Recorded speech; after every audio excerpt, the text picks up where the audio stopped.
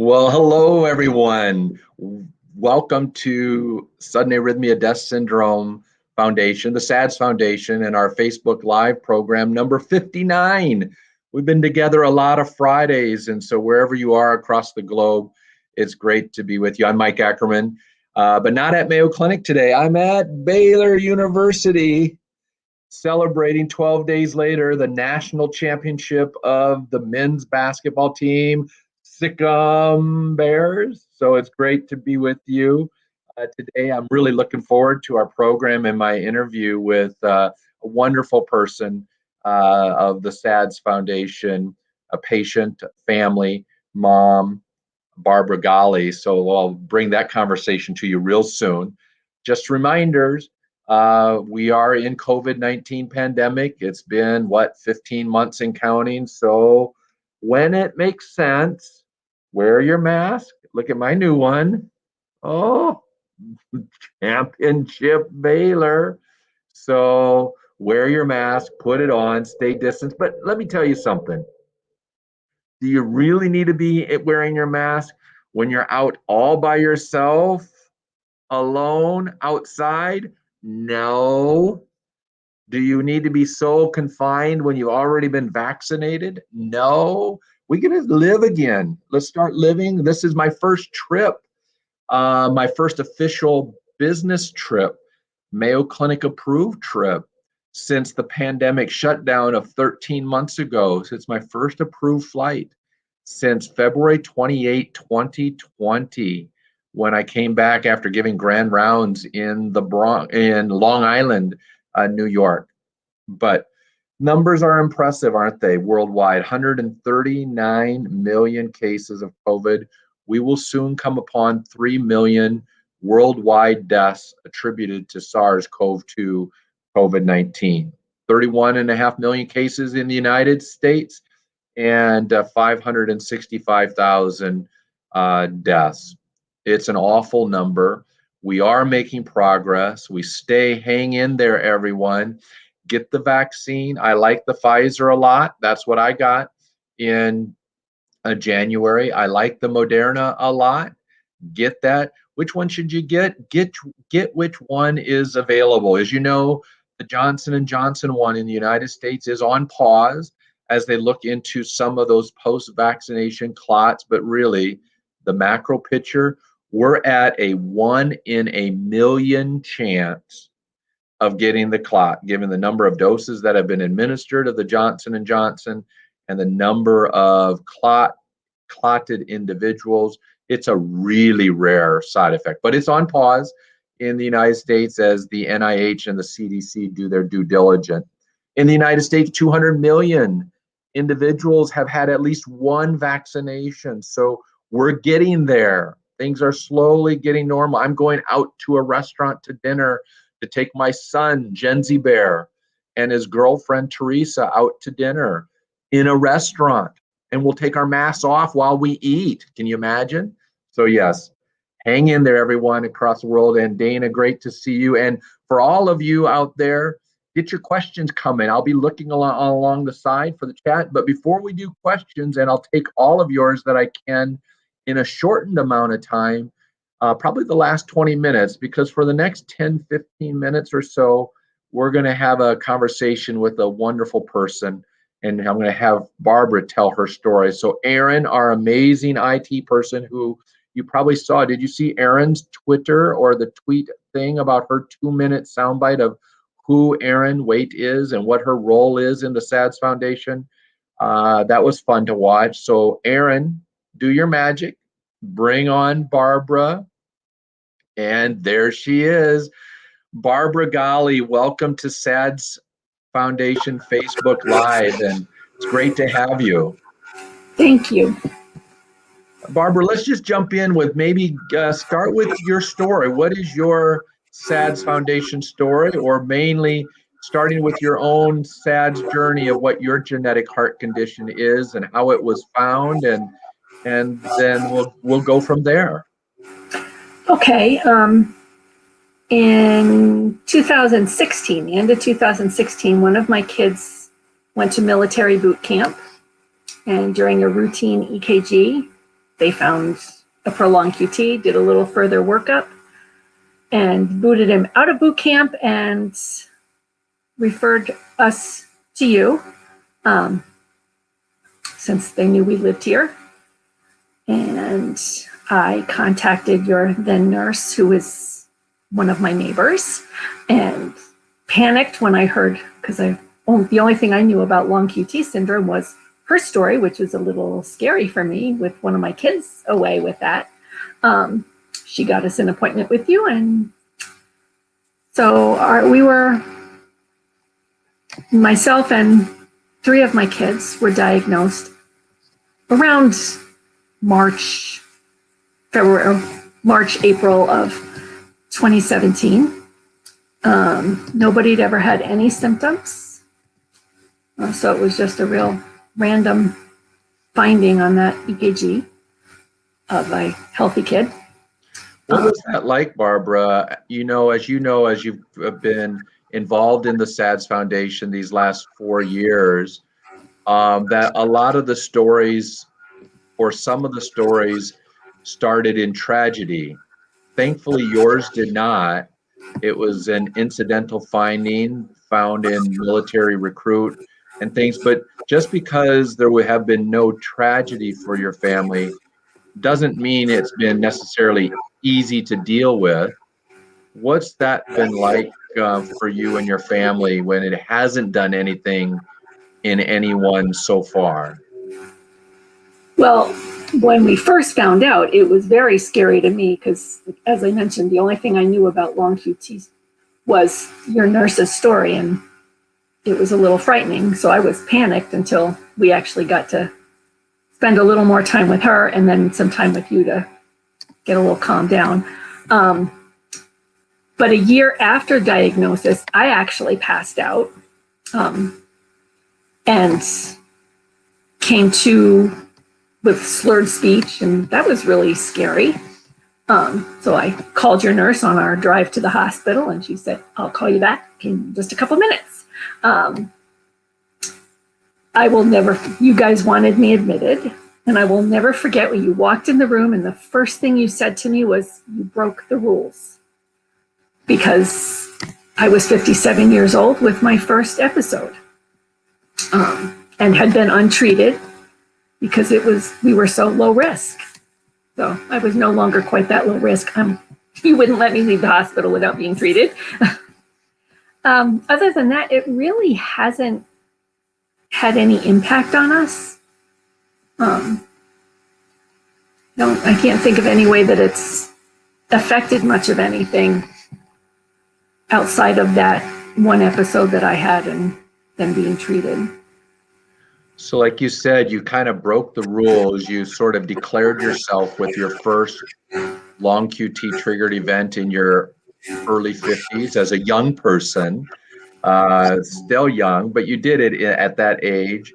What did your treatment look like, or what does your treatment look like, and what has been the effect of your therapy, if anything? I'm on 40 milligrams of Nadolol every night, and it may make me a little more tired, but I'm not sure.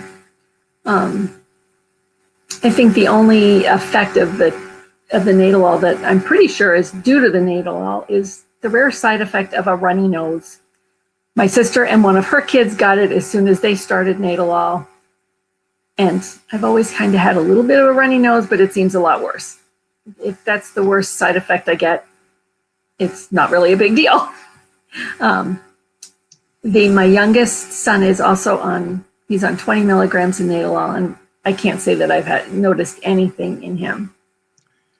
You mentioned the impact or how it was found, Barbara, with the military recruitment, and whether it's being found in a sports screening program that potentially has implications for the athlete, or in the military where it has potential implications for a son or daughter who really wanted to serve in the military. What was that experience like for you and your family to go through the discovery of the long QT and then what the military decided that meant for your son? Well, as a mom, I'll say part of me was relieved that he wasn't going to be in the military. And part of me was really sad because that was something that he really wanted to do. I think he's still pursuing looking at a waiver, but not sure exactly where he stands with that right now. And I think for our families out there, we've made tremendous progress for athletes with long QT syndrome or any other genetic heart condition to potentially remain an athlete. We're going to talk in 2 weeks about ARVC, where that's a bit different because what we know training or sports training can do to the ARVC heart. But we really created a new day. And in fact, I'm quite excited. I'll be able to share with you all in a few weeks a new paper of ours of a 20-year experience of over 600 athletes of mine who have remained an athlete despite their diagnosis of long QT syndrome or CPVT or Brugada syndrome or hypertrophic cardiomyopathy. And that new paper has just been accepted to the Journal of American College of Cardiology. We're really excited about it because it will continue to change the mindset out there from if in doubt, kick them out to let's talk about it. Let's understand the condition. Let's understand the risk. And then let's make a well-informed decision. Now that process, as Barbara, that hasn't quite made its way to the military, where the military position is pretty much, if we find you on recruitment, we're going to say thanks, but no thanks. There's some progress there. I have a couple of men who are serving in the military, and I thank you for your service, where your long QT was discovered after you were in and after you were highly trained, where the military didn't want to let go of you as quickly and was trying to figure out a way to keep you. But it's harder when they find you in your enrollment exam and enrollment physical. So, Barbara, I wish your son well with that pursuit. But what would you advise for families, for their kids and for them when they've gotten disqualified initially, and the psychological toll that can take? I think so much of quality of life has got to be looked at, and I guess it depends on who's doing the restricting. In a case like the military, I mean, there are some channels to go through and try and reverse decisions, but it's hard and doesn't work frequently. But with like school sports or other activities, it depends on who's putting the restriction, if it's the school or somebody's individual doctor. But I've recommended to many people to get a second opinion, because I know that when in doubt, kick them out, as you said, used to be more the standard. But I know you've told us that you don't do that anymore. You look more individual case. And so I've just really encouraged people to get another opinion so that their kids don't have to be limited any more than is necessary. And a hello to those who've come online. Dana, great to see you. And Sophie from the Netherlands. And please start your questions, because I'm going to start taking them in about 5 minutes or so. But we have one for you, Barbara, you alone, in the sense that Dana was wondering if you and I, if we had decided to treat you when we discovered your long QT, and if so, were you on the Nadolol when you had that fainting episode? Or did the fainting episode make us choose to start the therapy? Yeah, I was not on Nadolol. I think when we were diagnosed, you said that we were very low risk, reasonable to treat, reasonable not to treat. And because I already have pretty low blood pressure and very low heart rate, I opted not to be on any treatment. So a year later, when I had my event, you then said, yeah, I was probably still pretty low risk, but not low enough to be untreated. So I didn't go on Nadolol till, about 12, 14 hours after my first event. Yeah, and I think for Dana, that's a great question. It's always a tough one, isn't it, to know whether we must start therapy in everyone after we've made the diagnosis. There's some views out there that the answer is yes, that a positive genetic test mandates starting therapy no matter when or where or what age or who. There are others like my program where we believe that every treatment option is available, including not treating. And I take care of about 100 patients, 100, where we have intentionally chosen not to start therapy and just monitor and do preventative measures.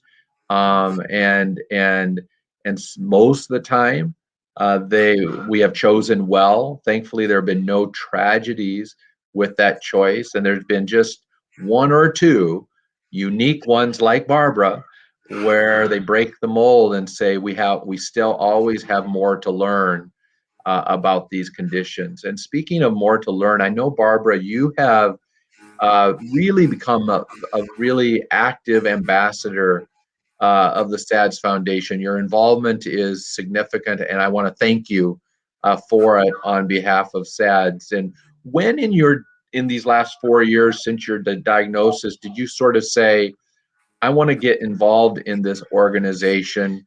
And what has the SADS Foundation, that has been led so wonderfully by my boss, Alice Laura, who I forgot to give a shout out at the beginning. Hi, Alice. That you have wanted to partner with and give of your time. How did that come about for you? Well, I don't know that I can remember any specifics, to be honest. I don't recall when or how I was first introduced to the Long QT Facebook group. I really don't remember when it was, but once I got on there, um, I'm a nurse, and was a childbirth teacher and a La Leche League leader, like a breastfeeding counselor. So I like teaching. I like learning about things and then teaching. I like helping people get correct information. When I did my nurses training, I was at Duke University. And so I saw a lot of people there who were there because their primary medical care had missed some things. And that's nothing against their primary medical providers.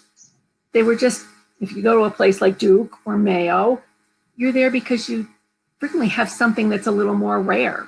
So they don't know because they're not exposed to it.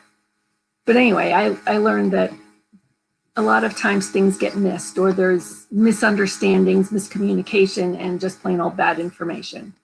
So I like to get on and answer people's questions, help guide them to where to get some other information. So I've got a document with some articles that you've written in the SADS website, and I just kind of go right to that document when people have questions and just copy and paste it. Here's a good article that'll help. Here's a resource. Here's a physician finder. So I put that up, and I just like learning new information. Well, I really appreciate you, Barbara, and I'm curious your perspective as you've gotten to know what the SADS Foundation does try to do.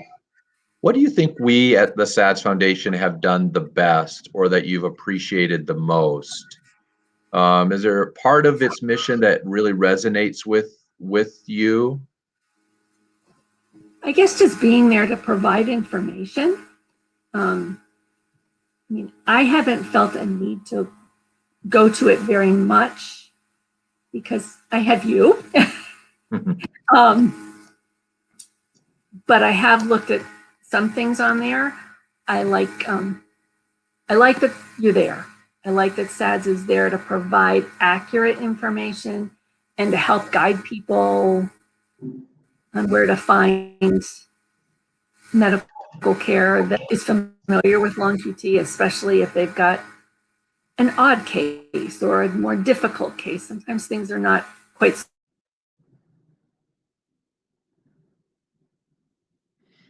They're not getting the. Yeah, I think that's really good. And So Barbara, I like it's that they're just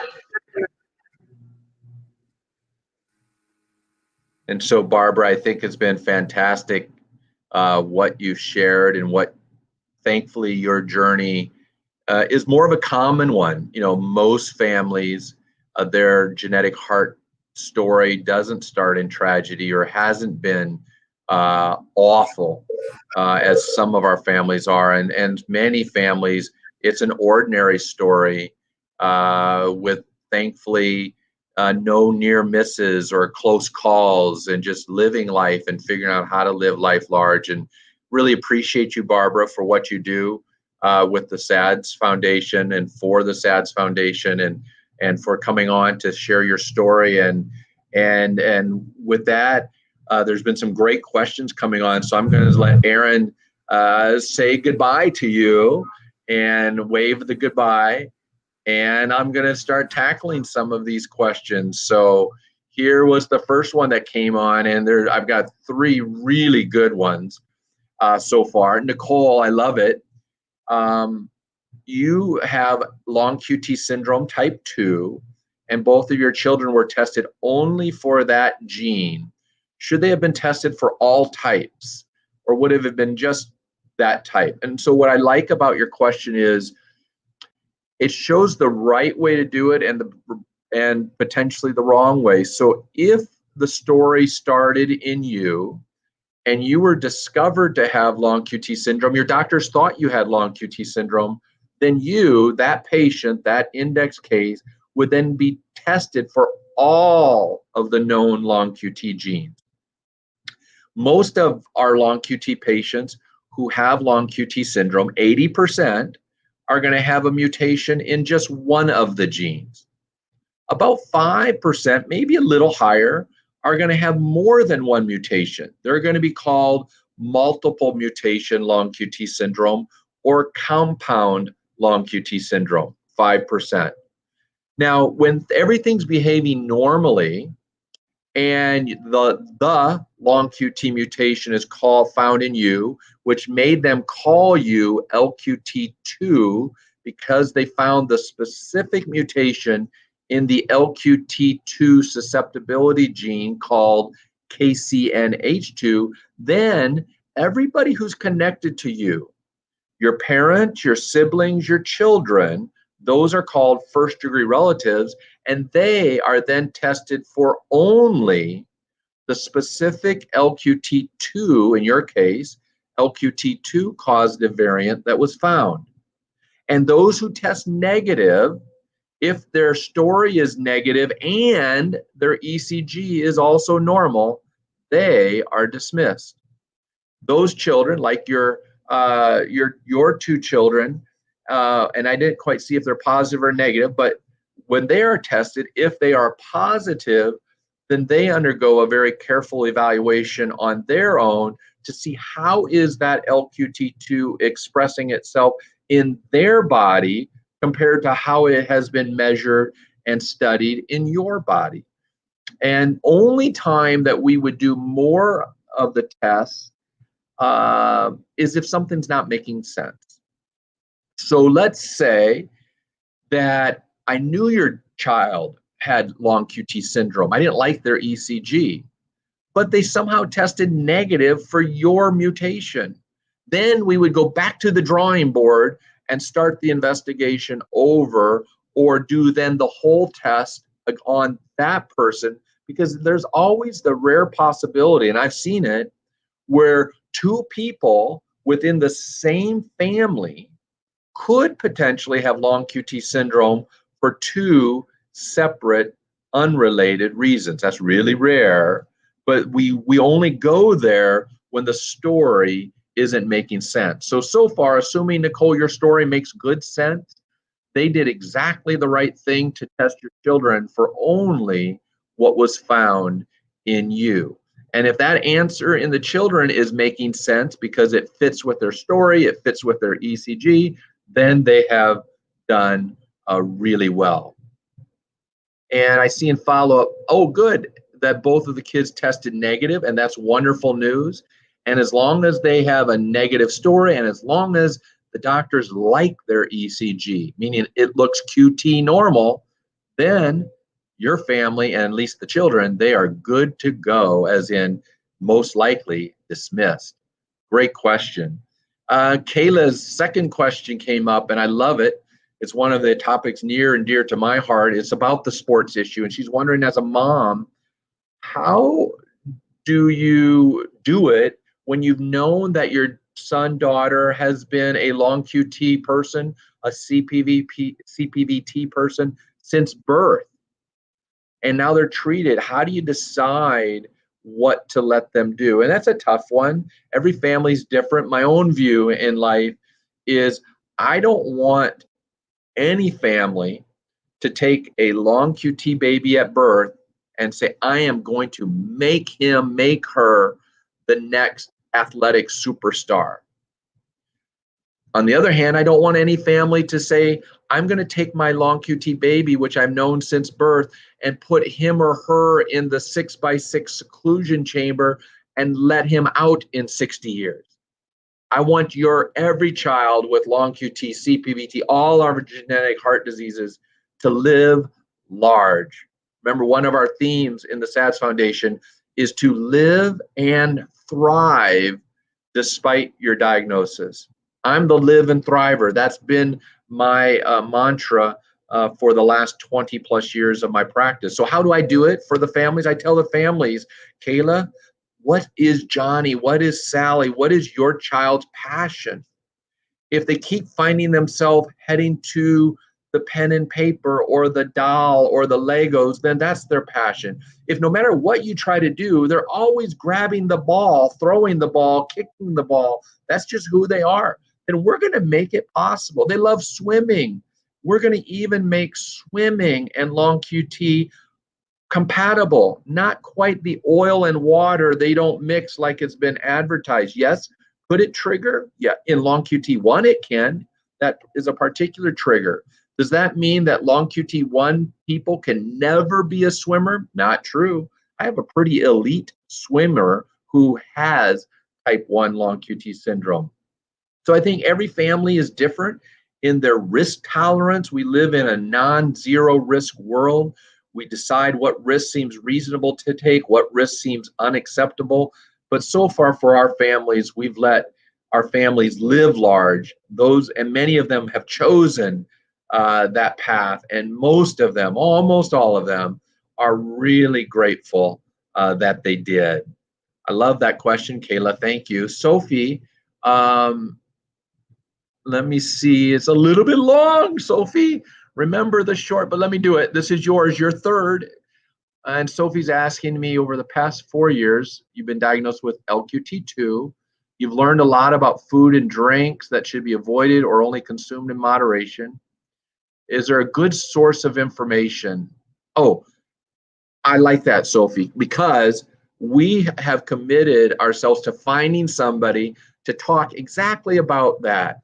Diet, supplements, and that world, and how that world of nutrition, which is good for all of us, intersects with somebody who has genetic heart disease. I'm going to find that person for you. It will probably be in the month of May, because we have a great program for next Friday and the last Friday of April. So we'll have it.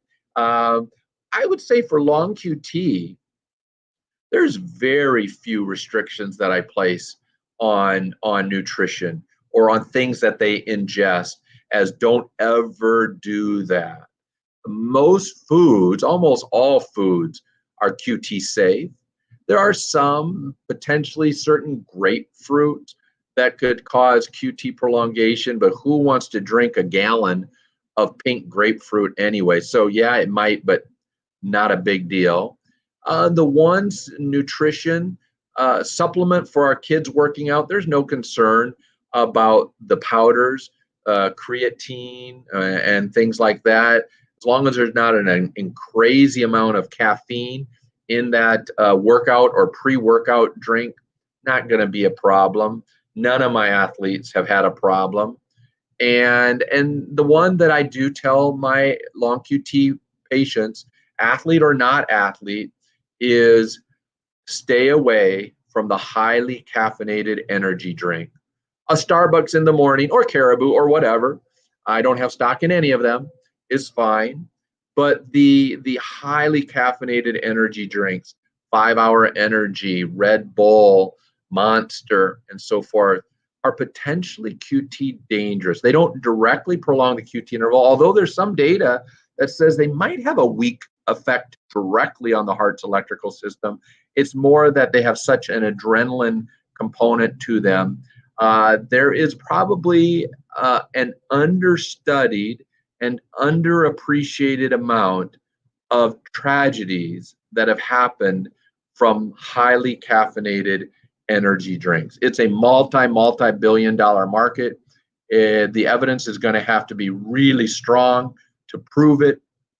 The evidence isn't out there, but I know of anecdotes, individual stories where the tragedy occurred with the temporal relationship, the timing of consuming a highly caffeinated energy drink. So that's my biggest avoid. But I'm going to get a nutrition expert on just for you, Sophie, and the rest. We have time for a couple of questions. Dana's. Let's see. Your 17-year-old daughter with LQT2, and she's had events, including documented torsades, it sounds like. Now, torsades, or TDP, that's the signature abnormal rhythm of a long QT person. If a long QT person never goes into that rhythm, then they will be lifelong asymptomatic. If a long QT person ever goes into that rhythm, you will know it because you will show it in one of three ways. You will either suddenly faint and wake up, faint and start seizing, or faint, seizing, and then head to the tragedy of sudden cardiac arrest and sudden cardiac death. So long QT people do not have, let's say, pre-torsade spells, if you will. It's not like you can wake up and say, I wonder if that's my long QT heart. I felt a funny beat just now. Probably not. Almost for sure not. It's really if you did that torsades thing that Dana just mentioned. And she said it occurred in her daughter while taking a full dose of Nadolol, and she says 80, and that's a really good dose. I have very few patients of the thousands of patients I treat who are at 80 or more. So that's a really good dose. Are they more likely to be an outlier for mexilotine or even denervation? She recently was on a low dose of mexilotine and had another event. Well, your daughter needs to have her treatment program really optimized. Having that event on 80 is a warning. The fact that she did it again on low dose mexilotine means nothing. It just means we need to get the game going and get her on good mexilotine. We need to make sure, because we know that mexilotine has had a wonderful effect in people with important or concerning or dangerous LQT2. So she needs to get that mexilotine optimized. If the QT doesn't shorten, she needs more protection, whether that's denervation surgery, whether that is going maximally aggressive with an implantable defibrillator. So I hope Dana, your daughter's team has the full court press on and are doing things in good pace and not taking their time.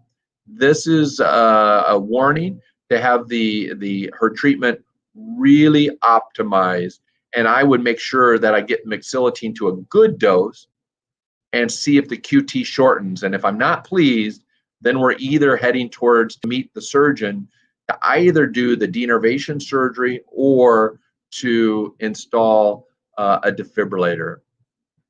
And Sandra's asking, do I know if symptoms presented at an early age, 9 years, and went away, do they recur at an older age? This did happen with your husband, and now your son, 38, has been symptom-free for over 20 years and opts not to take meds. That's a really great question, Sandra. In fact, we have data about that. We know that in men especially, that if their event was historical, meaning it happened before puberty, especially LQT1 boys, and then they had a 10, 20, 30, 40-year reprieve, We know that the longer ago that spell was, the risk going forward decreases a lot. So much so that if that spell was 20 years in the rear view mirror, it almost vanishes completely, as if that person can be viewed as never a symptom. And so we would be looking in them and say, okay, I'm glad I know what happened when he was 9, but I need to understand what my thought is about your husband, about your son now. And I would not penalize him or her for an episode that was 20, 30 years ago. In other words, I wouldn't let that influence me how I am going to treat that individual. Oh, you guys are doing such incredible questions today. So someone's asking in LQT 1 and 2, is the goal of the beta blockers to lower the QTC? No. Beta blockers almost never truly shorten the QTC. It's indirect. And by indirect, I mean, if the beta blocker slows your heart rate, it may move your electrical system, your recharging system, into a zone where its intrinsic recharging efficiency is a little bit better. So it gives the appearance of shortening the QT interval. What we're really doing with the beta blocker is sparks and fuel. Long QT is the fuel. It's potentially explosive, but you'll never get an explosion unless the fuel gets ignited by sparks, by adrenaline. And the beta blocker sort of puts a flame or a spark retardant around the fuel so that the sparks don't reach to ignite the fuel. So it doesn't fix or shorten the QTC for the most part. Sometimes it does, but the main thing is putting that spark retardant barrier around the fuel so that it doesn't reach the fuel to ignite it. And Dana's mom, Dana is sharing with me the experience with the recurrent events, and on full dose, the QTC is 500 to 530. I would just encourage your daughter, and your team to look at the situation and say, are we pleased with the level of protection? There's warnings there. My greatest concern of all of my long QT families are 2. LQT3 babies with a very aggressive expression right at the very beginning. They're very hard to treat. Of my, I don't know now, 2,000 patients with long QT syndrome that I've had the privilege to care for, we've done 4 cardiac transplants to treat all of them. So our treatment program at Mayo Clinic ranges from doing nothing and observing to, wow, going to transplant. Transplant, we almost never need. 4. Those 4 were all LQT3 individuals who had very bad, aggressive stories right from the beginning. So I'm concerned about our ability to treat bad, early on newborn LQT3 that's clearly aggressive. That's one group, but it's a small group, 4. The one that is the more important one in the sense of numbers are LQT2 women who we don't have good control with medicine. Of all of my patients, and you know that I try to avoid a defibrillator, and very few of my patients have a defibrillator, only 15%. And some of those defibrillators I inherited, but anyway. The one that I have the least concern of going most aggressive are LQT2 women with a QTC above 500. We have to have if we can get it below 500 with McSillatine, great, I'll hold steady. And if that person, LQT2 woman, 13 to 40 years old, still has a QTC above 500 and fainted on medicines or had their event while faithfully taking their medicines, I have no problem going quickly aggressive and protecting that long QT person with an implantable defibrillator. And so I do trust, I trust that, Dana, your family's under great care, but it's something that very difficult conversation needs to be had. Well, we've hit the top of the hour. I hope the answers have been helpful. The first 15 minutes with Barbara Golly were wonderful. Come back next week. Grab somebody, tell a friend, tell another SADS Facebook Live, Facebook person, anybody who you know, to not miss, especially if your genetic heart condition is CPVT, catecholaminergic polymorphic ventricular tachycardia. Next Friday is basically almost all yours, because I'm going to have a really great person, Dr. Prince Knackrell, pediatric heart rhythm specialist from Vanderbilt University, friend of mine, colleague, really a special guy. We're going to talk about CPVT. What are some of the new therapies, the new strategies, the new opportunities in that disease? What are we learning about CPVT? So and then 2 Fridays, Friday, April 30th, we're turning and focusing on ARVC. And ARVC is going to be with our colleagues, our friends at Johns Hopkins, and the genetic counselor there, Brittany Murray. So 2 great programs coming up. And then the first Friday of May is Mother's Day celebration weekend. And I can't wait to honor and celebrate all of the moms out there. And we'll have a few very special moms. You're all special, but we only have room for about 3 moms to join me on Friday, May 7th. Until then, be well, have a wonderful weekend, refuse to fear, live large, and do everything you can to live and thrive despite COVID-19, and live and thrive despite whatever your genetic heart condition is. Take care, everyone.